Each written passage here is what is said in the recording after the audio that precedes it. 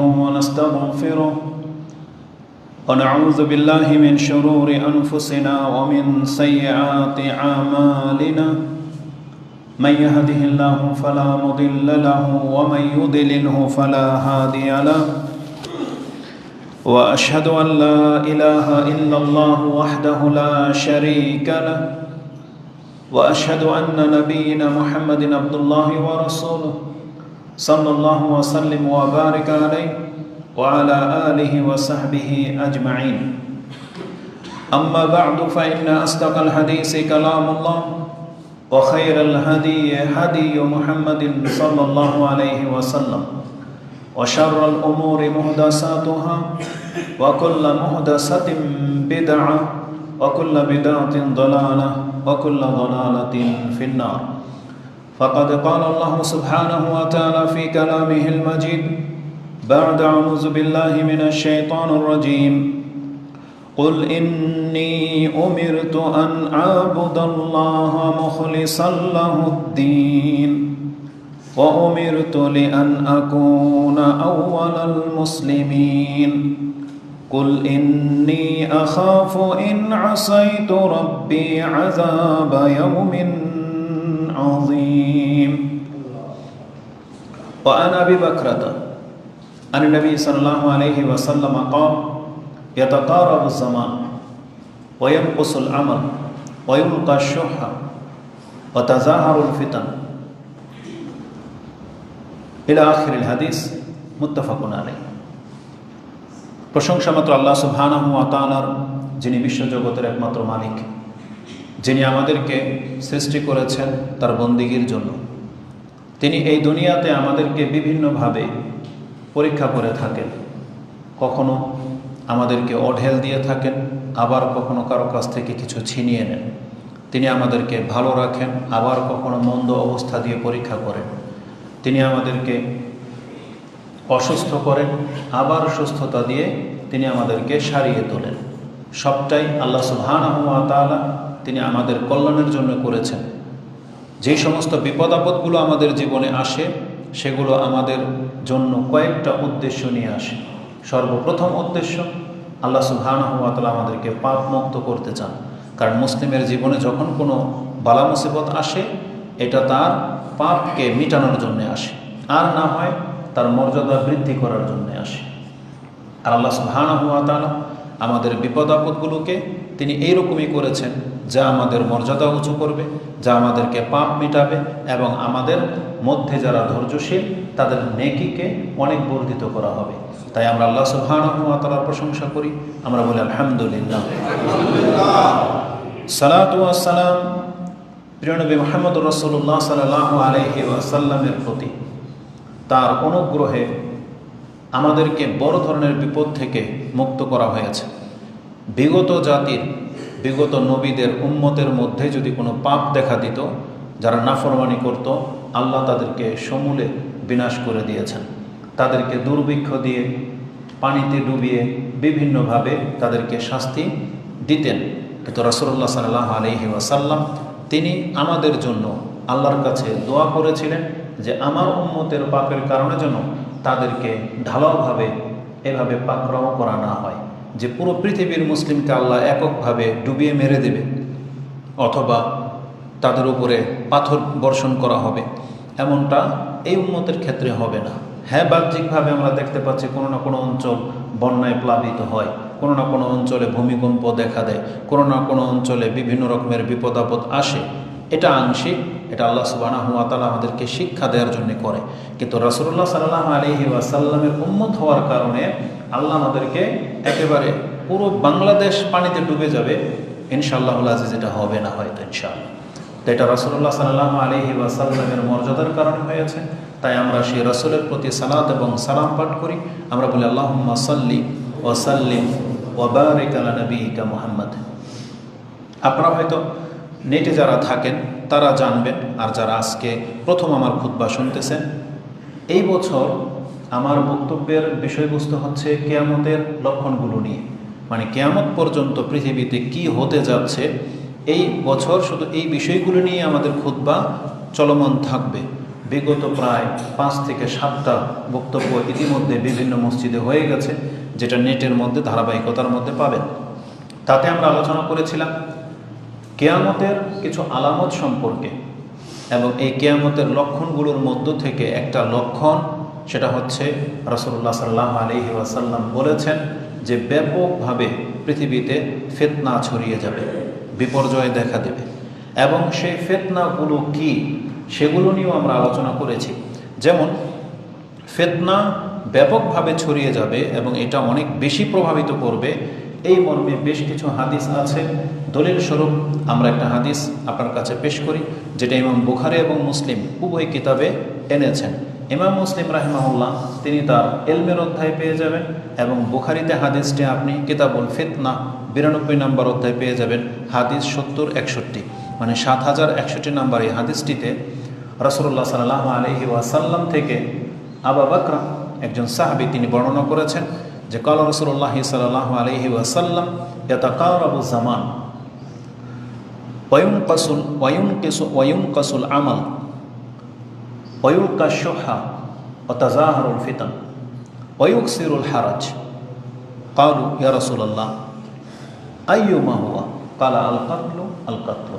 এটা হচ্ছে হাদিসের ফার্স্ট টু লাস্ট, যে রাসূলুল্লাহ সাল্লাল্লাহু আলাইহি সাল্লাম বলেছেন কিয়ামত যত বেশি ঘনিয়ে আসবে তোমরা দেখতে পাবে সময় তত সংকীর্ণ হয়ে যাবে, বরকত হবে না। এই সকাল হয়েছে সন্ধ্যা হয়ে যাবে, খুব দ্রুত সময় পার হয়ে যাবে, মানুষ মানে বুঝতে পারবে না যে কত তাড়াতাড়ি বছর শেষ হয়ে যাচ্ছে, কত তাড়াতাড়ি দিন পার হয়ে যাচ্ছে। এটা কার অবস্থা। তারপরে আরও কি, এর চাইতে আরেকটু ব্যাপক লক্ষণ হলো ওয়ায়ুনকাসুল আমাল, মানুষের আমল কমে যাবে, মানে মুসলিমদের মধ্যে আমল কমে যাবে, যেটা হবে আজকের খুতবার মূল বিষয়। তো এই হাদিসের মধ্যে আরও কি আছে, ওয়ায়ুলকাশ শুহা, কৃপণতাকে বিস্তার লাভ করে দেওয়া হবে, মানুষের অন্তরের মধ্যে কৃপণতা বেড়ে যাবে। আর তাযাহারুল ফিতান, ফিতনা ব্যাপকভাবে ছেয়ে যাবে। এটাই হলো মানে ওই হাদিস যেখানে বলা হয়েছে যে ফিতনা ছড়িয়ে পড়বে, এটা হচ্ছে কিয়ামতের একটা আলামত। তো ফিতনা বহুভাবে হয়। তারপরে বলা হয়েছে যে ইউকসিরুল হারাজ, অধিক মাত্রায় হারাজ হবে। হারাজ হচ্ছে হাবাসি একটা শব্দ, হাবাসিরা হত্যাকে হারাজ বলে। বলছে আইয়ুমা হুয়া ইয়া রাসূলুল্লাহ, এটা আবার কি, হারাজটা আবার কি, কারণ এটা আরবি শব্দ তারা চেনে না। তখন রাসূল বলছেন আল কাতলু, সেটা হচ্ছে হত্যা। আর হত্যা, কোনো হত্যা হবে মানে যে যাকে পারে মেরে দেবে, এমনিতেই মেরে দেবে, কারণ ছাড়াই। কারণ অকারণে মানুষকে হত্যা করাটা মনে হচ্ছে যে একেবারে আম হয়ে যাবে, সাধারণ হয়ে যাবে। কত কি কারণে মানুষ হত্যা হচ্ছে সেটা গত 2 পর্বে আমরা আলোচনা করে ফেলেছি, সেটা আমি আপনাদের কাছে রিপিট করতে চাচ্ছি না। তার মধ্যে একটা তো আপনারা দেখতেই পাচ্ছেন যে ক্ষমতাকে ধরে রাখার জন্য সে অপর পক্ষের উপরে হত্যাকাণ্ড চালায়, আবার অপর পক্ষ তার ক্ষমতাচ্যুত করার জন্য তারাও আবার হত্যাকাণ্ড চালায়। তো এটা আমাদের চোখের সামনে। এছাড়াও জমি সংক্রান্ত বিষয় নিয়ে একে অপরকে হত্যা করে ফেলে, ঋণ লেনদেন আদান প্রদান এইসব ক্ষেত্রে কেউ একে অপরকে হত্যা করে ফেলে। সংসারের জীবনে স্বামী স্ত্রী বনিবনা হয় না, দেখবেন যে এই তুচ্ছ একটা ঘটনাকে কেন্দ্র করে স্বামী স্ত্রীকে মেরে দিচ্ছে, বা স্ত্রীর পক্ষ থেকে স্বামীকে হত্যা করিয়ে দেওয়া হচ্ছে জাদুটনার মাধ্যমে, বিভিন্ন মাধ্যমে। তো মানুষ মানুষকে হত্যা করে দেওয়া এটা একটা ডাল ভাত হয়ে গেছে, যেটা ছিল মুসলিমদের জীবনের সবচেয়ে বড় ফিতনা। একজন মুসলিমের দ্বারা অন্য কোনো মুসলিম খুন হয়ে যাওয়া, এটার চাইতে বড় পাপ শিরকের পরে, এটার চাইতে বড় পাপ আর নাই। বরং এই পাপটাকে কুফুরির সাথে তুলনা করা হয়েছে। শিরক তো বড় পাপ, সবাই জানেন। আর মানুষ মুসলিম হয়ে মুসলিমকে জেনে শুনে হত্যা করা, এটাকে রাসূল সাল্লাল্লাহু আলাইহি ওয়াসাল্লাম কুফরি বলেছেন। কারণ ওই হাদিসটা একটা ছোট্ট একটা হাদিস, ওটা জানেন যে সিবাবুল মুসলিমে ফুসুকুন ও কিতালুহু কুফর, যে মুসলিমকে গালি দেওয়া হচ্ছে ফাসিকি কাজ, বড় পাপ, আর মুসলিমকে হত্যা করা হচ্ছে কুফর। আর এই কুফরটা সাধারণ কুফর না, রাসূল সাল্লাল্লাহু আলাইহি ওয়াসাল্লামের অপর হাদিসে এটা বড় কুফরের দিকে ইঙ্গিত রয়েছে। কারণ কিয়ামতের মাঠে এটার বিচার হবে। একজন সাহাবী বলতেছে ইয়া রাসূলুল্লাহ, ওই ব্যক্তি সম্পর্কে আপনি কি মনে করেন যে আমার হাত কেটে দিয়েছে কুফরি অবস্থায়, ও কাফের আর আমি মুসলিম, যুদ্ধের মধ্যে আমার একটা হাত কেটে দিল, এখন আমি ওকে সুযোগ পেয়ে ধরে ফেলেছি, এখন আমি ওকে হত্যা করব। কিন্তু এই মুহূর্তে ও বলতেছে আসলামতু লিল্লাহ, আমি আল্লাহর প্রতি ঈমান আনলাম, এখন আমি কি করব? আত্তুলু, আমি কি তাকে হত্যা করব? কি করবো? রাসূলুল্লাহ তাকতুলহু, রাসূলুল্লাহ না, তুমি তাকে হত্যা করো না। বলতেছে যে আমার একটা হাত কেটে ফেলছে, সে কাফের ছিল, এখন বাঁচার জন্য তো বলতেছে লা ইলাহা ইল্লাল্লাহ। তখন রাসূলুল্লাহ বলছেন লা ইলাহা ইল্লাল্লাহ এটা এমন একটা শব্দ, বা কেউ যদি বলে আসলামতু লিল্লাহ, আমি আল্লাহর প্রতি আত্মসমর্পণ করেছি বা আমি মুসলিম, এই শব্দটা এতটা ওজন। আপনার সামনে যদি কেউ বলে দেয় যে আমি মুসলিম, যেমন রাসূলুল্লাহ কি বলেছে, ঝগড়া লাগলে এক ব্যক্তি যদি বলে দেয় ইন্নী সাইমুন, মানে আমি সিয়াম ব্যক্তি, তার মানে আপনাকে থেমে যেতে হবে। ও সায়েম বলে এমন একটা মর্যাদাকর কথা তুলে ধরেছে, আপনাকে গালি দিতে পারবেন না, মারতেও পারবেন না। আর যখন কোনো ব্যক্তি বলবে যে আমি মুসলিম, আপনি জানলেন যে মুসলিম, আপনি জেনে নেন আপনার অস্ত্র থেমে যেতে হবে। যখনই বলছো মুসলিম, তখন বলতেছে তুমি যদি এখন একটা হত্যা করো, তাহলে ইসলাম গ্রহণ করার আগে ও যেখানে ছিল তুমি হত্যা করলে তোমার মান ওখানে চলে যাবে। আর তুমি ওকে হত্যা করার আগে যেই মর্যাদায় আছো, ওকে হত্যা করে দিলে ওই মর্যাদা ও পেয়ে যাবে। একজন সাহাবীকে বলতেছে রাসূলুল্লাহ। তার মানে হত্যা খুব কঠিন একটা পাপ, ইতিপূর্বে আমরা সেটা আলোচনা করেছি। তো মানুষ মানুষকে হত্যা করবে, সে টেরও পাবে না যে কেন সামান্য একটা বিষয়ে হত্যা করে ফেললাম, তার গায়ে এটা এত মানে কোনো রকমের একটা গিল্টি ফিলও হবে না, একটা অনুতপ্ত যা আছে এটাও হবে না, সেটাকে হক মনে করবে। মানুষ মানুষকে এভাবে হত্যা করবে, তো এগুলো হচ্ছে বড় ফিতনা। তো ফিতনা আম হয়ে যাবে। এই বক্তব্যগুলো গত কয়েক পর্বে আমরা আলোচনা করেছি। তো এই পর্বে যেটা আমরা আলোচনা করব, যে রাসূলুল্লাহ বলেছেন ফিতনা ব্যাপকভাবে ছেয়ে যাবে। এই ফিতনা নিয়ে আলোচনা করারও বেশ কিছু দিক আছে। ফিতনা মানে কি, ফিতনা শব্দেরও একটা অর্থ থাকে, সেটাও আমরা আলোচনা করেছি। এটা আপনি মাথায় রাখেন, এটাও সম্পর্কে একটা বক্তব্য হয়ে গেছে যে ফিতনা মানে কি। ওটা জানা থাকলে এই পুরো আলোচনাটা আপনার বুঝে আসবে। ফিতনা মানে হচ্ছে পরীক্ষা, ফিতনা মানে হচ্ছে বিপর্যয়, ফিতনা মানে হচ্ছে বিপদ আপদ, ফিতনা মানে হচ্ছে শিরক, ফিতনা মানে হচ্ছে আল্লাহর আযাব। এভাবে বিভিন্ন অর্থে ফিতনাটাকে কোরআনে ব্যবহার করা হয়েছে। আমাদের যেই উদ্দেশ্য নিয়ে আমরা ফিতনার পর্ব শুরু করেছি সেটা হলো ফিতনা মানে হচ্ছে বিপর্যয়, ফিতনা মানে হচ্ছে বিপদ আপদ। তার মানে দুইটা জিনিসকে আমি টার্গেট করেছি, যে মুসলিমদের জীবনে কিয়ামতের আগে কি কি বিপর্যয় ঘটতে পারে আর কোন কোন বিপদ আপদের সম্মুখীন আমরা হব, এই সম্পর্কে কোরআন হাদিসে যথেষ্ট কথা আছে। তো মুসলিমদের জীবনে কি ধরনের বিপর্যয় আসতে পারে এটা সম্পর্কে দিয়ে একটা বক্তব্য হয়েছে। যেমন ওই বক্তব্যে আমরা আলোচনা করেছিলাম মুসলিমদের বিপর্যয়ের অনেক বড় একটা দিক হলো মুসলিমের ক্ষতি করবে। রাসূলুল্লাহ বলেছেন আমার এই উম্মত একে অপরকে ক্ষতি করবে। আর এই ক্ষতিটা কিসের? জানমালের ক্ষতি। মানে মুসলিমই মুসলিমকে হত্যা করবে, আবার মুসলিমই মুসলিমের সম্পত্তিকে বাজেভাবে গ্রহণ করবে, বাতিলভাবে, মিথ্যাভাবে। এটা হচ্ছে মুসলিমদের উপরে চরম একটা ফিতনা, যেটা অলরেডি ছড়িয়ে পড়েছে। আর বাংলার জমিন এটা অহরহ আপনি দেখতে পাচ্ছেন। আপনার জীবনের মূল্য নাই, আপনার সম্পদের মূল্য নাই, মানে এগুলো রিস্ক হয়ে গেছে, নিরাপত্তা নাই। আপনার জীবনেরও নিরাপত্তা নাই, আপনার সম্পত্তিরও নিরাপত্তা নাই। স্বয়ং আল্লাহ সুবহানাহু ওয়া তাআলা রাসূলুল্লাহ সাল্লাল্লাহু আলাইহি ওয়াসাল্লামকে এটা জানিয়েছেন, যেই হাদিসটি আপনি ইমাম মুসলিম তার ফিতনার অধ্যায়ে ৭১৫০ নম্বরে পেয়ে যাবেন। আল্লাহ রাসূল সাল্লামকে বলেছিলেন হাত্তা ইয়াকুনা বাদুহুম ইউহলিকু বাদান ওয়া ইয়াসবি বাদুহুম বাদান। আপনার উম্মত একে অপরকে হত্যা করবে, আপনার উম্মত একে অপরকে বন্দী বানাবে। এটা রাসূল সাল্লামকে জানানো হয়েছে যে মুসলিম মুসলিমকে হত্যা করবে, আবার মুসলিম মুসলিমকে বন্দী বানাবে। বাংলার জমিনে যত রকমের অরাজকতা হয়েছে, যত মানুষকে এই যে আয়না ঘর নাকি গুম করা হয়েছে, খুন করা হয়েছে, তারা কারা? মুসলিম। কারা করেছে? তারাও মুসলিম, কোনো কাফের তো কাজটা করেনি। তাহলে রাসূলুল্লাহ সাল্লাল্লাহু আলাইহি সাল্লামের হাদিসগুলো আমাদের সমাজের সাথে এভাবে মিলে যাচ্ছে যে আমরা মুসলিমরাই মুসলিমদের হাতে মার খাচ্ছি, মুসলিমরাই মুসলিমদেরকে বন্দী বানাচ্ছে। যেমন ক্ষমতায় যারাই আসে তার বিপরীত লোকদেরকে পারলে মেরে দেয়, আর না হলে গুম করে ফেলে, বন্দী বানিয়ে ফেলে। তো এটা মুসলিমরাই করতেছে। তো রাসূলুল্লাহ সাল্লাল্লাহু আলাইহি সাল্লাম এই দিকে আমাদেরকে ইঙ্গিত করেছিলেন। এর মাধ্যমে এটাও জানিয়ে দিই ছোট মুখে একটা বড় কথা, যারা গণতন্ত্রে বিশ্বাস করেন বা এই যে চলমান পরিস্থিতি, এই রাজনীতির সাথে যারা জড়িয়েছেন, আপনি অনেক বড় একটা ফিতনায় পতিত হয়েছেন, জেনে অনেক বড় একটা ফিতনায় পতিত হয়েছেন। এটা যেটা আপনি বুঝতে পারতেছেন। আর এই লাঞ্ছনার জীবন থেকে উঠে আসতে পারবেন না যতক্ষণ পর্যন্ত আপনি কোরআন হাদিসের দিকে ফিরে না আসবেন। কিন্তু আমাদের এই সমাজের জাতির ভাষা কি জানেন? তারা বলে আলেমরা কি দেশ চালাইতে পারবে? তার মানে কি? দেশ চালানো কাদের কাজ? চোরবাটপাটদের কাজ। কাদের কাজ এটা? তো তারা যখন আপনারাই বলতেছেন যে আলেমরা কি আর দেশ চালাতে পারবে, এরা মাদ্রাসা চালায়, এটা যদি আপনার বিশ্বাস হয়ে থাকে তাহলে এই বিশ্বাসই আপনাকে ঠকিয়েছে, এই বিশ্বাসে আপনাকে গোলামের দিকে ঠেলে দিয়েছে।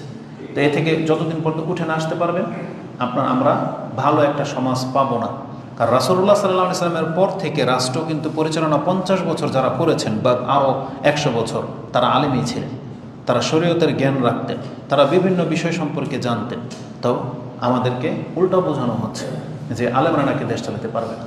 তো যখনই এই ধরনের অরাজকতা আপনি দূর করতে চাইবেন সেখানে আলেমের প্রয়োজন হবে।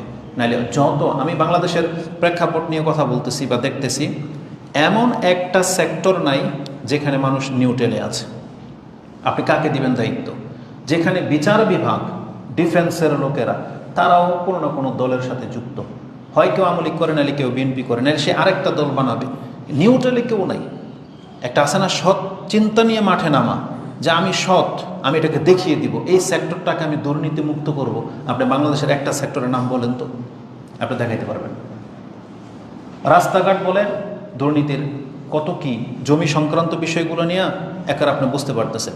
আমাদের বুঝেই আসে না, একটা জমিন পড়ে আছে বছরকে বছর, এটার কেউ না কেউ তো মালিক আছে, এটা আবার এই জমিন ভেজাল হয় কিভাবে? ভেজালটা তো আপনি করেছেন, ভেজালটা আমাদের দেশের সরকার করেছে। সরকার যদি এমন ব্যক্তিদেরকে দায়িত্ব দিত যে তুমি এগুলোকে তদন্ত করবে, এলান করে দেওয়া হবে এই বছরের মধ্যে জমি সংক্রান্ত যত বিবাদ আছে সব মিটাতে হবে, আগামী বছর জমি বেচা কিনা করতে গেলে যাতে কোনো রকমের দুর্নীতির শিকার কেউ না হয়, যে এক জমিন দুইবার বিক্রি করবে, অন্যের জমির নাম চেঞ্জ করে বিক্রি করে দিবে, তাকে ধরতে পারলে তার হাত কেটে নেওয়া হবে, চালু করা হোক। দেখবেন তারপর দিন থেকে জমি সব ক্লিয়ার হয়ে যাবে। কিন্তু এটা করবে না কেন? এই যে আমাদের ভাইয়েরা স্ট্যাটাস দেয়, জমি নামজারি করতে নাকি 1100 টাকা লাগে, কিন্তু আপনি করতে যান আপনার কাছ থেকে 15,000 টাকা চাচ্ছে, বলতেছেন নাকি সিস্টেম। বুঝছেন? সিস্টেম। ডাক্তার দেখাতে যাবেন, আমি যতটুকু দেখেছি, আরও বড় বড় তো দুর্নীতি হয়, কিন্তু যতটুকু আমাদের এলমে আছে, কি আছে, আমার আম্মার যখন হাঁটুতে ব্যথা হতো একটা ইঞ্জেকশন দিত ট্রাইনল 60, এটার দাম 75 টাকা, কিন্তু ডাক্তার এটাকে শুধু হাঁটুর মধ্যে পুশ করবে, সে নিত 1200 টাকা, এখন 1500 টাকা হয়েছে। ওই ইঞ্জেকশনে আমি ঢাকা মেডিকেলে একজন ব্যক্তিকে দিতে দেখেছি ফ্রি। ওই ইঞ্জেকশনটা একটা ডাক্তার ঢাকা মেডিকেলে ফ্রি পুশ করতেছে, কিন্তু তার চেম্বারে এসে পুশ করালে সে 1500 টাকা নিচ্ছে, অথচ ট্যাবলেট, ইঞ্জেকশন, ওই যে সিরিঞ্জ, তারপরে টিস্যু, সর্ব মিলে 120 টাকা তার খরচ। তাহলে আজ পর্যন্ত কোনো ব্যক্তি এটা জানতেই চায় নাই যে এটা কিসের সিস্টেম। আমি যখন ডাক্তারকে জিজ্ঞেস করলাম একটা ইঞ্জেকশন পুশ করেন, এর দাম তো 75 টাকা, উনি আমার চেহারার দিকে তাকিয়ে আছে, তা আপনি 1500 টাকা নিচ্ছেন যে? বলছে এটা সিস্টেম। কে করলো এই সিস্টেম? নিজে নিজে। মাদ্রাসা, এবার আমাদের সেক্টরে আসেন। মাদ্রাসা, আপনি সন্তানকে ভর্তি করাবেন একটা মাদ্রাসায়, ও আপনার কাছ থেকে 20,000 30,000 টাকা চাচ্ছে ভর্তি ফি। মানিটা কি? কে করলো এই সিস্টেম? আমাদের এক বাচ্চাকে পড়তে দিয়েছে এক মাদ্রাসায়, ওই মাদ্রাসার নাম নিলাম না কারণ তারা আমাদের আহলে হাদিসের মাদ্রাসা না। অনুষ্ঠান করবে, তাও আমাদের থেকে টাকা চায়, যে আপনি 3-4-5,000 টাকা দেন, পাল্লা আরও বেশি দেন, কত প্রশংসা করে। অনুষ্ঠান করবে না, মাদ্রাসার অনুষ্ঠান, তাহলে এটা এই বাচ্চাদের গার্জিয়ানের কাছ থেকে টাকা নিয়ে কেন? তাহলে এমন অনুষ্ঠান করতেই হবে কেন আপনাকে? কে করলো এই সিস্টেম? তো দুর্নীতির কোনো শেষ নাই, বুঝছেন? দুর্নীতির কোনো শেষ নাই। এগুলো কে রুখে দিবে? যার মধ্যে ইসলামের জ্ঞান আছে। আল্লাহকে যারা ভয় পায় না, তার দ্বারা সব কিছু সম্ভব। কিন্তু আল্লাহকে যারা ভয় পায়, একটা সময় না একটা সময় সে থেমে যাবে, সে ক্ষান্ত হবে। কারণ আল্লাহ এবং পরকালের ভয়ই একমাত্র পারে মানুষকে দুর্নীতি মুক্ত করতে। নাহলে ডিফেন্স দিয়ে, সিসিটিভি ক্যামেরা দিয়ে, কোনো রকমের আইন করে আপনি মানুষকে সঠিক রাস্তায় আনতে পারবেন না। এটা আল্লাহ, যিনি স্রষ্টা, তিনি ভালো করে জানেন। তিনি কি বলেছেন? আলা ইয়ালামু মান খালাকা ওয়া হুয়াল লাতীফুল খাবীর। যিনি তোমাকে সৃষ্টি করলেন তিনি কি জানেন না? তিনি সূক্ষ্ম থেকে সূক্ষ্ম বিষয় সম্পর্কে খবর রাখেন। এই জন্য মানুষ কীভাবে সোজা চলবে, ওটা একমাত্র আল্লাহর ভয় দিয়েই সম্ভব, নইলে সম্ভব না। তা আমাদের অন্তর থেকে আল্লাহর ভয় উঠে গেছে। বিশেষ করে বাংলাদেশের মুসলিমরা আল্লাহকে যে ভয় করতে হবে, এই জিনিসটার শিক্ষা তাদের ঘাটতি আছে। সেটা প্রাইমারি থেকে মাস্টার্স পর্যন্ত কোনো সাবজেক্টের মধ্যে আল্লাহকে ভয় করো এই কথাটা আপনি দেখাইতে পারবেন না। যে কোনো একটা কিছু প্রতিবেদন দাঁড় করিয়েছে যে কিভাবে তুমি এটা করবা। যেমন ধরেন টিচার শিক্ষা দিচ্ছে বাপ মার সাথে ভালো ব্যবহার করবে, ভালো কথা, খাওয়ার সময় ডান হাত দিয়ে খাবে, কারোটা চুরি করবে না, এই উপদেশমূলক কথা তো বলে, কিন্তু আল্লাহকে ভয় করো এই কথাটা কোনো টিচার কোনো ছাত্রকে শিক্ষা দেয় না। তো যার মধ্যে এইটাই ঢুকে নাই যে আল্লাহ বলে একজন আছেন যাকে ভয় করতে হবে, তখন এই জাতির দ্বারা সব কিছু সম্ভব। কিন্তু আপনি কোরআন পড়েন, হাদিস পড়েন, পাতায় পাতায় আপনি পাবেন আল্লাহকে ভয় করো। রাসূল সাল্লাল্লাহু আলাইহি ওয়াসাল্লাম কথা শুরুই করতেন এটা দিয়ে, খুতবায়। আজকে যে খুতবা শুরু করলাম কি আছে, রাসূল সাল্লাল্লাহু আলাইহি ওয়াসাল্লাম প্রথম আয়াতে পড়তেন ইয়া আইয়ুহাল্লাযীনা আমানুত্তাকুল্লাহা হাক্কা তুকাতিহ, তোমরা আল্লাহকে ভয় করো ভয় করার মতো, এটা দিয়ে খুতবা শুরু হতো। তারপরে যখনই কোনো সৈন্যবাহিনীর কাছে সেনাবাহিনী পাঠাতেন, তখন আমিরে জামাত যিনি হতেন বা সৈন্যের সেনাদলের যিনি হতেন প্রধান, তাকে প্রথম উপদেশ দিতেন ইত্তাকিল্লাহ, তুমি কিন্তু আল্লাহকে ভয় করবে। কি মনে করে? তাহলে যেটা হচ্ছে আমাদের শিক্ষা সেটা আমাদেরকে দেওয়া হচ্ছে না, এই জন্য দুর্নীতি একবারে ছড়িয়ে গেছে। তো মানুষ মুসলিমের দ্বারা ক্ষতিগ্রস্ত হবে, এটা একটা বড় ফিতনা। এটা গত পর্বে আলোচনা হয়ে গেছে। আজকে দ্বিতীয় আরেকটি ধরন আপনার কাছে পেশ করব, যে মুসলিমদের জীবনে এই ধরনের আর কি কি ফিতনা আসতে পারে যেগুলো মুসলিমকে হালাক করে দিচ্ছে। তার একটি বড় ফিতনা হলো মুসলিম দিন বিমুখ হয়ে যাচ্ছে, মুসলিম তার ধর্ম থেকে মুখ ফিরিয়ে নিচ্ছে, তার মানে ইবাদত থেকে সে নিজেকে গুটিয়ে নিয়েছে বা নিচ্ছে। এটা একটা বড় ফিতনা, যেটা রাসূলুল্লাহ সাল্লাল্লাহু আলাইহি ওয়াসাল্লাম বলেছেন এই সময় চলতে থাকবে এমন পর্যায়ে কিয়ামত হবে যখন পৃথিবীতে আল্লাহর নাম নেওয়ার মতো কোনো একজন মানুষও বাকি থাকবে না। এবার আপনি বোঝেন মানুষ ধর্ম থেকে কিভাবে মুখ ফেরাবে। তো রাসূল সাল্লাল্লাহু আলাইহি ওয়াসাল্লামের ওই শব্দটা হচ্ছে আজকের আমার খুতবার বিষয়, যে রাসূল সাল্লাল্লাহু আলাইহি ওয়াসাল্লাম বলেছেন ওয়ায়ানকুসুল আমল কমে যাবে, এটা হচ্ছে কিয়ামতের একটা লক্ষণ। আপনি দেখেন তো রাসূল সাল্লাল্লাহু আলাইহি ওয়াসাল্লামের সাহাবীদের জীবনে, আসলে অত বড় হাদিস বলার অধিকার আমি রাখি না, কারণ আমাদের মধ্যে সে আমল নাই। তবে হতে পারে এই হাদিস শোনার পরে আপনাদের মধ্যে কেউ না কেউ তো জানবেন। আবু দারদা রাদিয়াল্লাহু তাআলা আনহু সম্পর্কে বলা হতো তার বাসায় চুলা জ্বলতো না, শুধু মেহমান আসলে চুলা জ্বলত। তার মানে কি তিনি কন্টিনিউয়াস তিনি সিয়াম রেখে যেতেন, শুধু তার বাসায় মেহমান আসলে চুলা জ্বলত। তা আমরা হয়তো এরকম পারবো না। তারপর রাসূল সাল্লাল্লাহু আলাইহি ওয়াসাল্লামের জীবনের সাহাবীদের কত কি আপনার কাছে পেশ করা যাবে, কিন্তু আমরা আসলে এই কত কি আমল ছেড়ে দিয়েছি। নফল ইবাদতের কথা আপনাকে বলতেই আমাদের লজ্জা লাগে, যেখানে আপনি ফরজ ইবাদত ছেড়ে দিয়েছেন। নফল ইবাদত কাকে শিক্ষা দেওয়া হয়? যারা ফরজ আছে। যেমন আব্দুল্লাহ ইবনে ওমর রাদিয়াল্লাহু তাআলা আনহু, তার বোন হাফসা রাদিয়াল্লাহু তাআলা আনহাকে রাসূল সাল্লাল্লাহু আলাইহি ওয়াসাল্লাম একদিন বললেন, আব্দুল্লাহ কতই না উত্তম ছেলে, যদিও রাতের নামাজটা ধরে নিত। সেই দিন থেকে আব্দুল্লাহ ওমর রাদিয়াল্লাহু তাআলার ছেলে, তার মরা পর্যন্ত তিনি তাহাজ্জুদ ছাড়েন নাই। তো এইভাবে তারা নিয়েছেন, কিন্তু আমরা কেন পারতেছি না? অথচ আমরা ফরজ নামাজ পড়ি না, যেটা আমাদের ফরজ দায়িত্ব। আমার মা বোনরা পর্দা ছেড়ে দিয়েছে, নামাজ ছেড়ে দিয়েছে, আমরা দাঁড়িয়ে রাখি না, টাকটার উপরে প্যান্ট পরি না, যেগুলো আমাদের ফরজ দায়িত্ব। আর নফলের কথা আমি আপনাকে কি বুঝাবো? তা আজকে আমাদের মুসলিমদের অবস্থা হয়ে গেছে এমন। তো এটা হচ্ছে একটা বড় বিপর্যয় মুসলিমের জীবনে, যেটা আজকের খুতবার মূল বিষয়, যে দিনের ক্ষেত্রে ফিতনায় পড়া, দিন বিমুখ হয়ে যাওয়া। কোরআনে আল্লাহ সুবহানাহু ওয়া তাআলা এই মর্মে কঠিন কথা বলেছেন।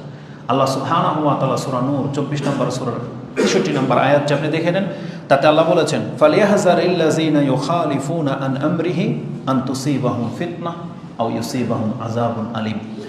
আপনার কথাকে যারা ডিনাই করে, আপনার আদেশ নিষেধের খেলাফ যারা চলে, তারা ভয় করে না এটা যে তারা ফিতনায় পতিত হবে অথবা আল্লাহর পক্ষ থেকে কঠিন শাস্তি তাদেরকে পাকড়াও করবে? তাহলে আল্লাহ এখানে ফিতনার কথা বলেছেন। যখনই কোনো মুসলিম রাসূলুল্লাহ সাল্লাল্লাহু আলাইহি ওয়াসাল্লামের বিধান থেকে সরে যাবে, তখন তারা ফিতনায় পতিত হবে, আর না হয় তাদের উপরে কঠিন শাস্তি হবে। ফিতনাটা কি? তাহলে এই যে জীবনের যত দুর্নীতিগুলো আছে, এগুলো হচ্ছে ফিতনা। কতভাবে ফিতনা আমাদের উপরে ছেয়ে যাবে। কয়েকটা ফিতনার কথা আমি আপনাকে বলি। সবচেয়ে বড় ফিতনা হচ্ছে লাঞ্ছিত জীবন। আপনার সাংসারিক ব্যক্তিগত জীবনে, সমাজে, রাষ্ট্রে লাঞ্ছনা নেমে আসবে, কেউ স্বস্তি পাবে না। ধর্ম থেকে মুখ ফিরালে এটা হয়, কেউ স্বস্তি পাবে না, সবাই লাঞ্ছিত হবে। তারপরে দ্বিতীয় ফিতনা কি হতে পারে? অসৎ বা জালেম সরকার চেপে যাবে, যেটা আমাদের উপরে চেপে আছে, আমরা তা থেকে মুক্ত না। আবার মুক্ত হতে পারবো কিনা আল্লাহ ভালো জানে। এর পরবর্তী সরকার যারা হবে তারা যে দুর্নীতি মুক্ত হবে বা জালেম হবে না এর কোনো গ্যারান্টি কেউ দিতে পারবে না। কারণ কি, তারা এখন থেকেই নাকি রাস্তাঘাটের মধ্যে টোল নেওয়া শুরু করে দিয়েছে, বুঝেন না? তারা এখন থেকে চাঁদাবাজি শুরু করে দিয়েছে। তো কার উপর আপনি কি আস্থা করবেন? আর যে ছাত্ররা যারা বলতেছে আমরা দুর্নীতিকে ঠেকিয়ে দেব, কতদিন? যদি বিজ্ঞ কেউ না আসে, যদি ব্যক্তিগতভাবে মানুষ সৎ না হয়, না পারবেন না, আপনি সবাই মিলেও পারবেন না। তবে আল্লাহর কাছে আমরা দোয়া করা ছাড়া আর কি করতে পারি? আপনাদেরকে শুধু উপদেশ দিতে পারি আর দোয়া করতে পারি। তো লাঞ্ছিত জীবন, এটা একটা লক্ষণ যে জালেম সরকার চেপে যাবে। আর না হয় কি হবে? দুর্নীতি এবং ষড়যন্ত্রের শিকার হবে সেই জাতি, যেটাতে আল্লাহকে ভুলে যাবে। যেমন আমাদের দেশে দুর্নীতির একেবারে সবাই দুর্নীতি করে। একটা সবজি তরকারি বিক্রি করবে, সেও ওটা নিয়েই নামে, যেটা তার দরকারই ছিল না। যারা মাছ বিক্রি করে, একটা গ্যান্ডারি রস বিক্রি করে, ওর মধ্যেও ওই দুর্নীতির চিন্তা নিয়ে আসে। ওর গ্যান্ডারি রসের মধ্যে বেশি করে কিভাবে পানি মেশানো যায়, আর মিষ্টি লাগুক বা না লাগুক, ওকে তো কেউ বলে নাই তোর গ্যান্ডারি মিষ্টি কেন, ওটার মধ্যে স্যাগারিন দিতেই হবে কেন, কিন্তু ওই মেন্টালিটি নিয়েই ও মাঠে নামে। কেন এমন? যে কোনো কিছুর ক্ষেত্রে যেটা না হলেও হতো, কিন্তু আমরা কেন যেন শখ করে মনে হচ্ছে অন্যকে ঠকায়, শখ করে। এটা দরকারই ছিল না, কেউ চায়নি আপনার কাছে এটা যে মশলা একটু বেশি দেওয়া, চায় নাই, কিন্তু আপনি কেন যেন মশলা খাওয়া পাবলিক। এমন হয়ে গেছে আমাদের অবস্থা। তো দুর্নীতি এবং ষড়যন্ত্রের শিকার থেকে আমরা মুক্ত হতে পারবো না যদি আমরা রাসূল সাল্লাল্লাহু আলাইহি ওয়াসাল্লামের আদেশের খেলাফ চলি, আর যেটা আমাদের বাস্তব আমরা দেখতে পাচ্ছি। দুর্নীতি বা ফিতনার মধ্যে এটাও হতে পারে যে বিভিন্ন বালা মুসিবত, যেটা আমাদের জীবনের উপরে ক্রমশই বেরিয়ে যাচ্ছে। তবে জানি না আল্লাহ সুবহানাহু ওয়া তাআলার ইচ্ছা কি। তবে আপনাকে একটা কথা স্মরণ করিয়ে দিই, আজ থেকে 2-4 বছর ধরে এই আয়াত আমরা বারবারই উল্লেখ করি, যেটা বনী ইসরাঈল 17 নম্বর সূরার 18 নম্বর আয়াত আল্লাহ বলেছেন যে কিয়ামতের পূর্বে আমি প্রত্যেকটা জাতিকে হয় কঠিন শাস্তি দেব অথবা বিপদ আপদ দিয়ে পাকড়াও করব। ওয়া ইম মিন কারিয়াতিন ইল্লা নাহনু মুহলিকুহা ক্বাবলা ইয়াউমিল কিয়ামা আও মুআযযিবুহা আযাবান শাদীদা কানা যালিকা ফিল কিতাবি মাসতুরা। আল্লাহ বলেন আমি একবার লৌহে মাহফুজের মধ্যে লিখে দিলাম কিয়ামতের পূর্বে প্রত্যেকটা জাতিকে আমি হয় কঠিন শাস্তি দেব অথবা আমি তাদেরকে হালাক করে দেব। মানে বিভিন্ন রকমের বিপদ আপদ দিবেই আল্লাহ। যেমন আপনি দেখেন আফগানিস্তানে হয়ে গেল, লিবিয়াতে, সিরিয়াতে, ইরাকে, তারপরে যতগুলো মুসলিম রাষ্ট্র আছে একবার কিন্তু ধাক্কা খেয়ে যাচ্ছে। শুরু হয়ে গেছে বাংলাদেশে, শুরু হয়ে গেছে পাকিস্তানে, এইভাবে প্রত্যেকটা মুসলিম কান্ট্রি এক সময় এটা আরবের দিকে যাবে, সৌদি আরবে শুরু হবে, দুবাই, আর কাউকে আল্লাহ ছাড়বে না। কারণ যখনই আমরা আল্লাহর বিমুখ হয়ে যাব তখনই আল্লাহ সুবহানাহু ওয়া তাআলা এক একটা জাতিকে এইভাবে ধরবে। হয়তো যে জাতি এখন পর্যন্ত কল্যাণ আছে তাদের উপরে শাস্তিটি একটু দেরিতে আসবে, যদি তারা তওবা করে ফিরে আসে হয়তো আল্লাহ সুবহানাহু ওয়া তাআলা তাদেরকে মুক্ত করে দিবেন। কিন্তু দুনিয়া যখন একবার বাতিল দিকে যাচ্ছে আর ফেরত আসছে না, তখনই কিন্তু জাতি ধ্বংস হবে। এই কর্নারের মধ্যে বাচ্চাগুলো কাদের? ওদেরকে সামনে নিয়ে আসেন। একের কর্নারটা তুমি সামনে আসো, এখানে সামনের কাতারে পাঠানোকে, আসো এদিকে আসো। ওর হাতে কি? ওর হাতে কি? তোমার হাতে কি? ঘড়ি নিয়ে খেলছিলা তুমি নাকি মোবাইল ছিল হাতে? মোবাইল ছিল? সামনে বসো। শোনেন, আমরা হচ্ছি আহলে হাদিস দাবিদার, এগুলো আমাদের সন্তান, তাই না? আহলে হাদিস মানে কি? কোরআন সুন্নাহর অনুসারী। তাহলে আমাদের সন্তানদেরকে আদব শিক্ষা দিতে হবে। এটা কিন্তু জুমার খুতবা চলতেছে, যে সময় একজন যদি আরেকজনকে যদি বলে থাম, তাহলে আপনি আপনার নেকি হারাবেন। জুমার খুতবা আপনি শুনতে বাধ্য। এই জন্য আপনাদের বাচ্চাদেরকে যারা নিয়ে আসছেন, যেমন ওনার বাচ্চাকে সামনে নিয়ে বসছে, যার যার বাচ্চা সামনে নিয়ে বসবেন, শিক্ষা দিতে হবে, ওকে শেখাতে হবে। কারণ বাচ্চার এই টাইপগুলো হচ্ছে ওদের সাথে শয়তান থাকে, তখন ওকে শয়তান ব্যস্ত করে রাখে। কিন্তু ওর বয়সের এই যে আমরা ওদেরকে বাচ্চা বলি না, আমরা ওদেরকে কি বলি? বাচ্চা বলি, বড় বড় কথা ওদেরকে বলি না। কিন্তু রাসূলুল্লাহ সাল্লাল্লাহু আলাইহি সাল্লাম ওদেরকে সবচেয়ে বড় জিনিসটা শিক্ষা দিতেন। কি মনে করেন? একজন গোলাম ওর বয়সের, আব্দুল ইবনে আব্বাস, তার বয়স কত তখন? 5 থেকে 7। তাকে বলতো ইয়া গোলাম ইন্নী উআল্লিমুকা কালিমাত ইহফাজিল্লাহ ইহফাজুক। তুমি আল্লাহর হেফাজত করো, মানে আল্লাহর দ্বীনের হেফাজত করো, আল্লাহ তোমাকে হেফাজত করবে। সুবহানাল্লাহ। তাহলে আমরা এখন আমাদের বাচ্চাদেরকে এগুলো শিখাই না। ইযা সালতা ফাসআলিল্লাহ ইযা ইসতানতা ফাসতাইন বিল্লাহ। তুমি চাইলে আল্লাহর কাছে চাইবা। এগুলো বড় বড় কথা, এগুলো কাদেরকে শিক্ষা দিতে হবে? এই যে ওদেরকে শিক্ষা দিতে হবে। ওদের মাধ্যমে কিন্তু ইসলাম বিজয়ী হয়েছে। আমরা কিন্তু যুবকদেরকে নিয়ে কথা বলি, ইসলামটা প্রতিষ্ঠিত হয়েছে 15 থেকে 25 বছরের এই যুবকদের দ্বারা। কিন্তু আমাদের সমাজের যুবক ওরাও রাষ্ট্র দেখাই দিল, দখল করে নিল, কিন্তু আল্লাহর জন্যে না। এগুলো আমরা বলে এই রাষ্ট্রের খেলাফ, এই ছাত্র আন্দোলনের খেলাফ। অথচ আমরা বলতেছি আপনি ইসলামীকরণ করে আল্লাহর জন্য লড়েন, ইসলামের জন্য মাঠে নামেন, কিন্তু আপনি কিন্তু সেই উদ্দেশ্যে নিয়ে নামেন নাই মাঠে। এটা আমাদের হচ্ছে আপনার বিপক্ষে বলা, এতটাই। অবশ্যই দুর্নীতি জালেমকে মুক্ত করবেন, কিন্তু নিয়ত কি থাকতে হবে? আল্লাহর সন্তুষ্টি, সেটা আমাদের মধ্যে মিসিং আছে, সেটা ঘাটতি আছে। এই জন্য আপনি নেকি থেকে মাহরুম হবে। যতই আপনি বলেন না কেন আপনি ভালো কিছু করছেন, এটা আল্লাহর কাছে ভালো বলে গণ্য হতে হবে। আপনার নিয়ত ঠিক করতে হবে আগে, যেটা আমি আল্লাহর জন্য করলাম, তাহলে একটা প্রশংসনীয় কিছু হবে। আল্লাহ আমাদেরকে হেদায়েত দান করুন।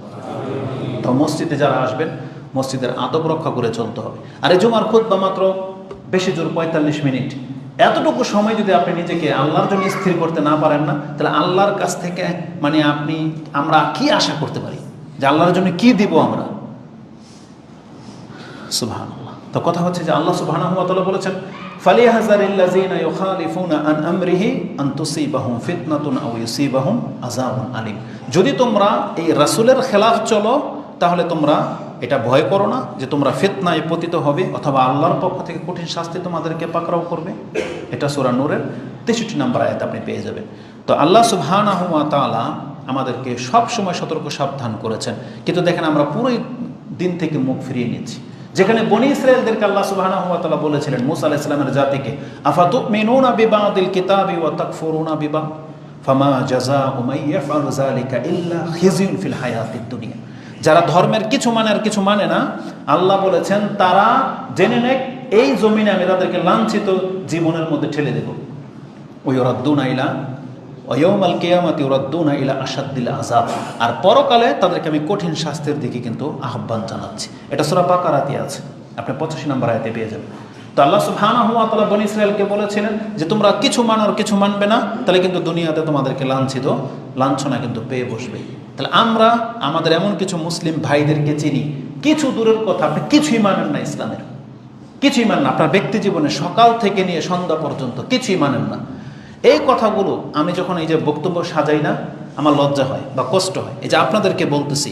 কিন্তু আপনারা কিন্তু নামাজে আসছেন, আপনাদের থ্রুতে এই ভিডিওর মাধ্যমে যেহেতু খুতবা, সেই জন্য আপনাদেরকে বলতে যাতে আমাদের ঈমান আর তাজা হয়। কিন্তু আপনাদেরকে উদ্দেশ্য করে আমরা তাদেরকে বোঝাতে চাচ্ছি যারা মসজিদে আসে না, যারা আল্লাহকে ভুলে গেছে, যারা ইবাদতই করে না, যারা সৎ হওয়ার চিন্তাই নেই তাদেরকে। কিন্তু যখন আপনাদেরকে বলি, এটা জেনেন না আমাদের কষ্ট হয় যে এই লোকগুলোকে বলতেছি, কিন্তু এরা তো ইবাদত করে। কিন্তু মূলত এটা আপনাদেরকে না, আমাদের ওই সমস্ত ভাইদেরকে যারা ইবাদত ছেড়ে দিয়েছে। বা আপনাদের মধ্যে এমনও ব্যক্তি থাকতে পারেন যারা শুধু জুমাতে আসছেন, আপনি 5 ওয়াক্ত সালাত পড়েন না, তাহলে আপনিও শুনে রাখেন আপনি বড় ধরনের বিপদের মধ্যে আছেন। আল্লাহ সুবহানাহু ওয়া তাআলা ছাড়বে না কিন্তু কাউকে। আপনি ভাববেন না যে অন্যের চাইতে তো আমি ভালো আছি, কিছু তো করি না, আপনি ভালো নাই। আপনাকে এই ক্ষেত্রে নিচের দিকে তাকাইতে বলা হয় নাই, এই ক্ষেত্রে আপনাকে বলা হয়েছে উপর দিকে তাকান, যে দেখো তারা কি কি করেছে। এক একজন সাহাবী কত কত যুদ্ধের মধ্যে অংশ নিয়েছেন, কত কত সিয়াম রাখতেন, রাসূলের সাহাবী ছিলেন, রাসূল সাল্লাল্লাহু আলাইহি ওয়াসাল্লামের সঙ্গে ছিলেন। তাদের আমলের সাথে আমাদের আমল মিলান। তো আমরা অনেক নিচে পড়ে আছি। যদি সাহাবায়ে কেরামরাই ভয় পেতেন যে আমরা কি নাজাত পাবো কি পাবো না, তাহলে আমি আর আপনি নাজাতের জন্য তেমন কিছুই করি নাই। তাহলে কোন আশায় ভরসায় আপনি বসে আছেন? মরবো তো আমরা সবাই। তারাও মৃত্যুকে ভয় করতো, তাহলে আপনার আমার মধ্যে সেই ভয়টা জাগে না কেন? ওই কোরআন হাদিস তো ওইটাই, এই কোরআনের আয়াতি, এই হাদিসগুলোই তাদের অন্তরকে ছেয়ে গিয়েছিল, তাদের অন্তরের ভিতরে ঢুকে গিয়েছিল। তারা সচক্ষে যেন জান্নাত জাহান্নাম দেখতে পেতেন, এমন তাদের মনের অবস্থা। তাহলে আমাদের কেন হয় না? আমরাও তো ওই মানুষগুলাই। তাই জন্য আমাদেরকে চিন্তাশীল হতে হবে। তা আল্লাহ সুবহানাহু ওয়া তাআলা বলেছেন যারা দিনের কিছু মানবে কিছু মানবে না, তারা লাঞ্ছিত হবে। বরং আমরা তো পুরাই যেমনটা বলেছি কোরআনে আল্লাহ সুবহানাহু ওয়া তাআলা সূরা তোহা, সেই আয়াতটা আপনাকে স্মরণ করিয়ে দিই। 20 নম্বর সূরা 124, 25, 26 এই আয়াতগুলো পড়ে। তাতে আল্লাহ সুবহানাহু ওয়া তাআলা বলেছেন যে মান আরাদা আন যিকরি ফাইন্না লাহু মাঈশাতান দানকা ওয়া নাহশুরুহু ইয়াওমাল কিয়ামা ইলা আখিরি। আমি এ পর্যন্ত বলতেছি। আল্লাহ বলেছেন মান আরাদা আন যিকরি ফাইন্না লাহু মাঈশাতান দানকা, যেই ব্যক্তি আমার স্মরণ থেকে, আমার ইবাদত থেকে গাফেল হয়ে যাচ্ছে, আমি তাকে এই জমিনেই লাঞ্ছিত জীবন দেব। এটা আল্লাহ মুসলিমদেরকে বলেছেন। আপনি দেখেন তো ব্যক্তি পর্যায়ে আমরা কেউ শান্তিতে নেই। ব্যক্তি পর্যায়ে আমাদের ঘাটতি আছে। টাকা পয়সা হয়তো বাড়তেছে, আগের তুলনায় আমার 3 গুণ 10 গুণ বেশি হয়েছে, কিন্তু তারপরে জন্য কেন আমার ঘাটতি মনে হচ্ছে? এটা কি সবার অবস্থা না? কেন আমরা স্বস্তি পাচ্ছি না কেন? আপনি রাস্তাঘাটে দেখেন, যেই মান আপনার পাওয়ার কথা আপনি পাচ্ছেন না, সেই মান বর্তমান বিশ্বে সৌদি আরব, আরব দেশগুলোতে, ওটাও তো আল্লাহরই দেশ, ধরেন অন্যান্য মুসলিম দেশগুলো যত উন্নত জীবন পেয়েছে, সেই তুলনায় বাংলাদেশের মুসলিমরা সেই উন্নত জীবন পায়নি, এখনো পায়নি। আরও আগামী 50 বছরে পাবেন কিনা এটা কল্পনা করা যায় না। কেন? কারণ আমরা ওই চরিত্রের হচ্ছি না। অথচ আপনার আমার অধিকার আছে, আপনিও ভালো যানবাহনে চলবেন, আপনার রাস্তার ড্রেনেজ সব কিছু দুর্নীতিমুক্ত, খাবার ফ্রেশ থাকবে, অল্প দাম হোক কিন্তু ফ্রেশ থাকবে। এই অধিকারটা আমাদের মুসলিম হিসেবে পাওয়ার অধিকার আমরা রাখি, কিন্তু আমরা তা থেকে বঞ্চিত হচ্ছি। কিন্তু আপনি এটাকে লাঞ্ছিত জীবন মনে করতেছেন না। আপনি যে কোনো একটা কাজে গেলে কারো ধন্য ধরতে হয়, টাকা ছাড়া কাজ হয় না, এটা লাঞ্ছিত জীবন নয় তো কি? তো আমরা এগুলো ভাবি না, আমরা এটাকে সয়ে নিয়েছি, মানে সহ্য করে নিয়েছি, এটাই জীবন। যার সাথে কথা বলবেন চলতেছে তো, কেউ প্রতিবাদী না। কেউ যে প্রতিবাদ করবে, রাস্তায় দাঁড়াবে, চোখের সামনে একটা অপরাধ কেউ করতেছে, আমরা কেউ আসলে ওটার মধ্যে যাচ্ছি না, মেনে নিয়েছি আমরা। এটা একটা লাঞ্ছিত জীবন। আল্লাহ বলেন, মানে আরাদা আন যিকরি ফাইন্না লাহু মাঈশাতান দানকা। আর পরকালে কি হবে? তাকে অন্ধ করে ওঠানো হবে।